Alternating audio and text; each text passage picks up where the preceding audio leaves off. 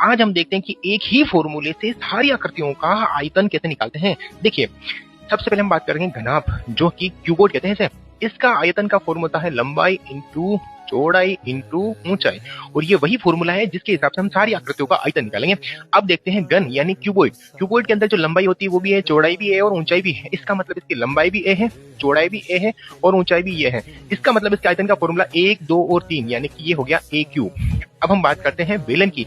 बेलन की अगर हम नीचे वाला हिस्सा देखें तो वो ऐसा सर्कल जैसा होता है, ब्रिज जैसा होता है। तो इसकी जो लंबाई है वो भी आर है, चौड़ाई है वो भी आर है, और इसकी जो ऊंचाई है वो कितनी है, एच है। मतलब इस वाले हिस्से की बात करें, लंबाई आर, चौड़ाई आर और ऊंचाई कितनी हो जाएगी, एच। इसका मतलब यहाँ लंबाई हो गई आर, चौड़ाई हो गई आर और ऊंचाई हो गई एच। तो इसका फॉर्मूला बनना चाहिए हमारे पास में, आर को आर से इंटू करते हैं तो आर स्क्वायर और साथ में लिखते हैं एच। लेकिन जितनी सारी आकृतियां गोल होती हैं उसके आगे हमेशा लगता है पाई, तो यहाँ हम लगाएंगे पाई, यानी ये इसका फॉर्मूला हो जाएगा पाई आर स्क्वायर एच, इस तरह से। अब हम बात करते हैं शंकु की।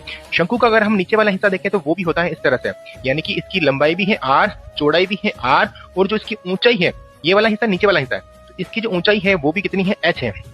इसका मतलब इसके आयतन का फॉर्मूला हो जाएगा आर, लंबाई चौड़ाई आर, ऊंचाई भी एच, इस तरह से। तो अगर मैं इसका फॉर्मूला लिखूं तो क्या लिखेंगे, आर स्क्वायर एच। लेकिन जो भी जितनी भी आकृतियां हैं गोल होती हैं उसके आगे हमेशा लगता है पाई, तो यहाँ हो गया पाई और इधर भी आ जाएगा पाई। पर एक मजेदार बात देखो, इस वाली आकृति के अंदर अगर मैं शंकु बनाऊं तो शंकु बनता है ऐसे। इसका मतलब इसके 3 भाग हो गए, 1 भाग, 2 भाग और 3 भाग। लेकिन हम इसमें से लेते हैं सिर्फ 1 भाग, तो इसको कैसे लिखते हैं, 3 भाग में से हम 1 भाग लेंगे तो इसके आगे लगता है 1/3। 3 में से हमने 1 लिया, यानी कि 3 में से हमने 1 लिया। ये होता है शंकु के आयतन का फॉर्मूला।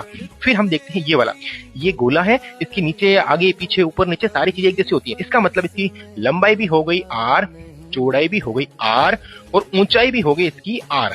इसका मतलब इसका फॉर्मूला बनना चाहिए आर क्यूब। लेकिन जितनी सारी आकृतियां गोल होती हैं उनके आगे हमेशा लगता है पाई, तो इसके आगे हम लगाएंगे पाई।